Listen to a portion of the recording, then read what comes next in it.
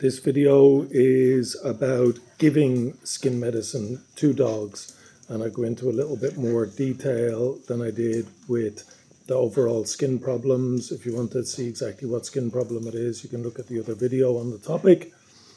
When we're giving skin medicine to dogs, so with the Simparica 40 to 60 kilogram, we divide that, say, by 5, and now we've got 8 to 12 kilogram dog dose.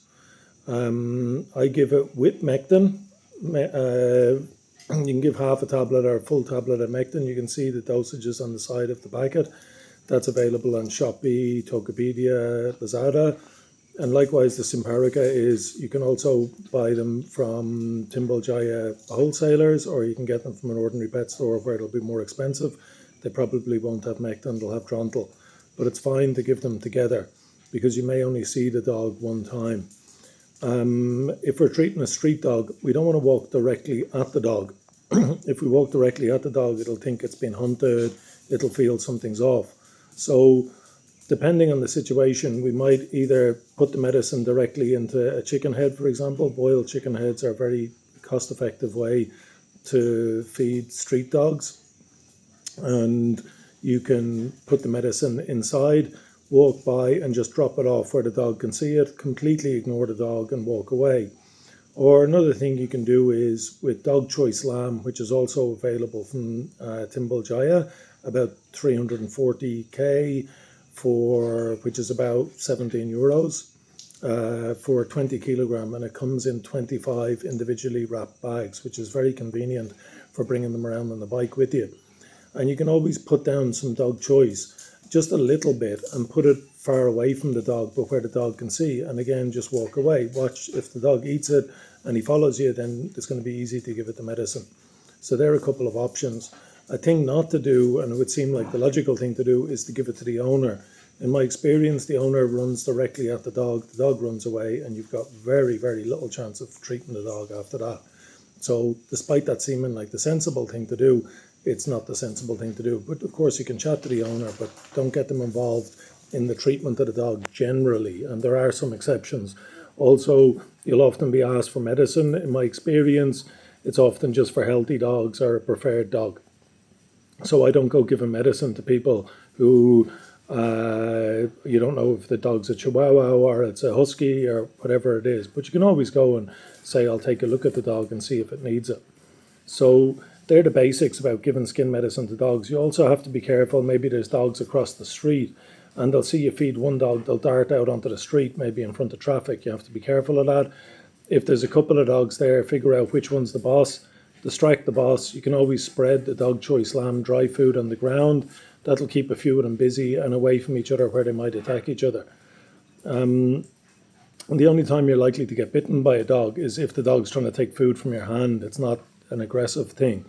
And so you don't want to go and if the dog spat out the medicine, put your hand down to grab the medicine where the rest of the food is. At that point, with any dog, even a pet dog, you're likely to get a bit of a nip. It won't be anything major.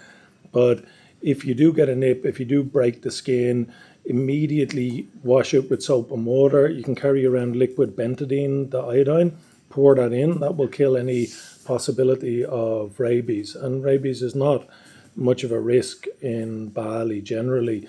There's a lot made of certain cases of it, but they're few and far between. I mean, a dog with rabies won't last long. It'll likely show symptoms very early. And it's just good to know, though.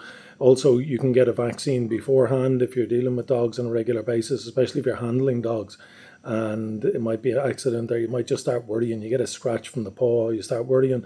If you get the rabies vaccine in advance, it means that you would only need to get a couple of vaccines afterwards. So it's good to be up to date on that if you're okay with vaccines. If you're not, that's fine. That's totally your choice. But carry around bentadine, iodine in that case. And I think it's a good thing to, I think it's a good thing to carry around anyway. You can pour it directly into the nip, the little slight wound you might have, and do alternate soap and water, iodine. Just keep doing that for 10 minutes. And Any place will have sunlight and water tap around very close. I mean, especially in Ubud, you're likely to be within 20 meters of one at all time. Just ask sunlight and water. And so just to be conscious of that, it's not something I've encountered very often. I've seen it once or twice, but it's not an issue. Dogs to watch out for are Kintamani's, so the long-haired Bali dog. They're very protective, along with little pets like little Pomeranians and stuff like that, and Shih Tzus. They're funny, but they might just because they're little spoiled brats with little man syndrome or something. But the Kintamani's can be pretty ferocious. I don't walk at a Kintamani directly at its house. I did that before. The dog had already been vaccinated. I got a good bruise on my leg, but he didn't break skin. I just wasn't being careful. I was actually driving towards Kintamani, and it was my own fault. I walked directly at the dog at the entrance to his house. I just wasn't thinking. I got complacent. But he didn't break the skin. It didn't go through my trousers. And I talked to the owner. He was vaccinated. He had they have a red ribbon when they've been vaccinated. Sometimes. Not generally, they don't, because those ribbons won't last too long, and I'm not a big fan of putting ribbons on, especially on a younger dog. We've got to be careful. I always like to carry a knife or scissors around for that reason, because if there's a red ribbon and they've outgrown it, it may be choking them.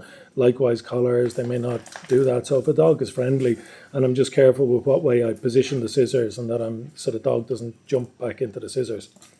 Or a knife will do the trick. I'll always carry around a knife with me to chop the medicine.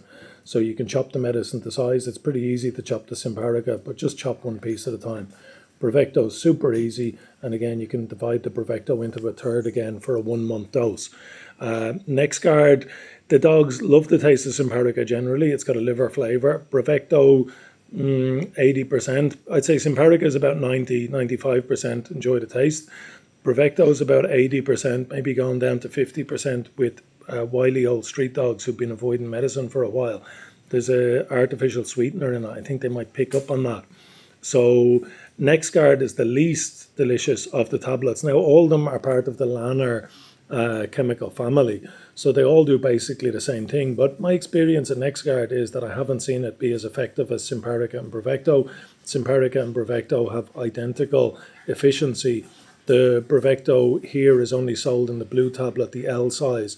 So even if you divide it, it's not as economical and it's not as easy to give. Simparica, I've sometimes handed it to dogs from my hand, because by this stage I've dealt with so many dogs, I know what I'm dealing with.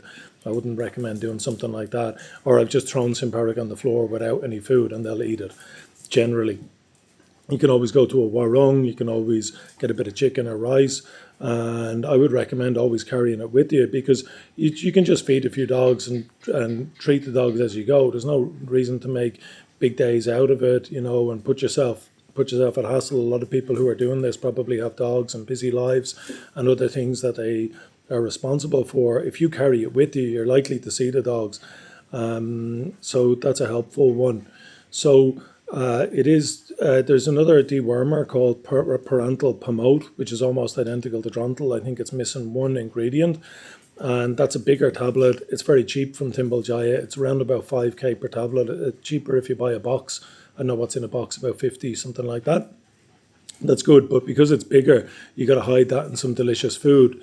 So with going back to specifically treating the dog with food, dogs, by their nature, are a bit greedy around food. So if you throw down a bit of chicken to test the dog, you can always, when you're giving the medicine, throw down, or say if the dog spat out the medicine in the first bit, you put down the medicine in food and then put a bit of chicken further away. So the first bit he's going to gobble down, only eyes for the second bit of chicken. And that's a really handy way to get a dog to eat the medicine quickly. Another way is a bit of jealousy between the dogs, but you want to make sure that the dog that you're treating hasn't already had medicine. You might be treating 3 dogs there, so it might be advantageous to maybe try your best to distract the 2 other dogs, and the weakest in the pack, treat him first, because that way if the boss of the pack robs it, then you still haven't wasted medicine and treated the dog twice.